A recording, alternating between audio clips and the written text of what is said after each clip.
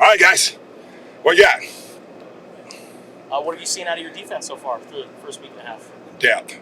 And I think guys are starting to feel comfortable with the system. You can see a lot of communication out there, and guys are understanding exactly where they need to be, assignment wise. So, but the effort is amazing. We're running to the ball. Guys are bought in to what we're preaching in the meeting rooms, and we're bringing it out to the field. So you have a bunch of different lineups that you're throwing out there. What's the method behind that? What are you hoping to see? We're just rotating guys, really. That's what it is. We haven't really put in any different package. We're working goal line. Obviously, we have a goal line package. But other than that, it's been just our base stuff. With as much as you want to rotate, how much is that is dictated by the opponent with how they play? I mean, if they're not subbing out, are you going to be able to? We were subbing. Like I told the guys, if we play more than 4 snaps, man, we're not doing our job as coaches, especially up front. The back end of it, I understand they got to stay in there because it's a rhythm thing back there. But up front, we got to rotate. It's a long game, especially now in college football. You average anywhere from 85 to 90 plays, and you got to keep those guys fresh. Seems like one area you've been able to do that is the linebacker core. You see how it's developed over the years. What do you have to say about that? It's competition. You go and recruit great players and then let them battle it out. That's the whole deal. Bring them in here and see who's going to be the best guy. And in 3 weeks, and those are the guys going to be the starters. Can you talk about Camila and how he's been playing throughout? It's been good. He's got a long way to go learning wise, but he's coming along. He's got to get, obviously he's just got here, so he's got to get in a little bit of shape, so we're pushing through it. How has Justin Flo progressed from the day he first got here to today? A lot. I mean, he's starting to figure out the defense and understand where his fits and his assignments at, and he's really becoming our juice guy out there. You know what I mean? So I'm proud where he's at right now, but he's got a long way to go. What have you seen in the red zone so far? I mean, you guys have been doing a lot of that right now. Well, if they don't score, we win. So, that's the main focus. We tackle well and keep them from scoring points. That's the whole deal, and sometimes, I've been to different programs where we don't get to it probably the second week.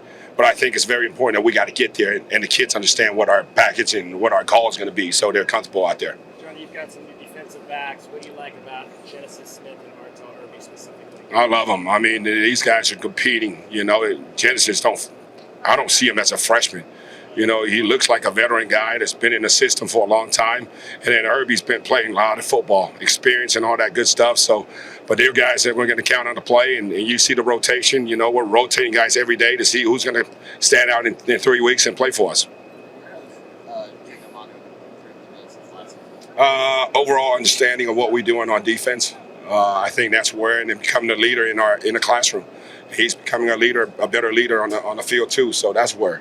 After a week, who of the guys that have shown up since spring do you think have picked things up the quickest? At the back end. I think the back end guys, every one of them are picking it up. It's complicated. When you play zone defense, you got to understand a lot of things and a lot of checks. And so those are the guys that really stand out to me. And then for the front guys, does that maybe benefit that as much rotating as you have, that they get to watch as much as participate? No doubt. And my deal is, man, I'm not afraid of, guys making mistakes. The only way you're going to learn is by playing, so that's why you see a lot of those guys are playing and just learning. I mean, that's why you see a lot of guys rotating in and out. It seems like Isaiah Taylor's become a lot more vocal in the back end for you guys since he's taken on somewhat of a leadership role back there for you. He's comfortable. Last year was a lot of in between. You know what I mean? But you got to remember, I'm like the 4 different defense coordinators, 4 different systems. It's the first time they've been in a system, 2 straight years. So they're comfortable out there, and we're challenging them to communicate. That's the biggest thing that we needed to fix was communicate and finishing play. So those guys are responding. Statistically, how has the definition of good defense changed over the years as the game itself has just kind of become more high scoring? Stop the run and don't give up the big plays and create turnovers. That's what you're measured by now because yardage, you're going to give up yardage. There's so many different offenses, especially in this league. I think 6 of the top offense in the country is in this league, quarterbacks and all that. So we just got to do a great job of taking away the ball. Don't give up the explosive plays and then stop the run. How have CO and Upshaw impacted your defensive line?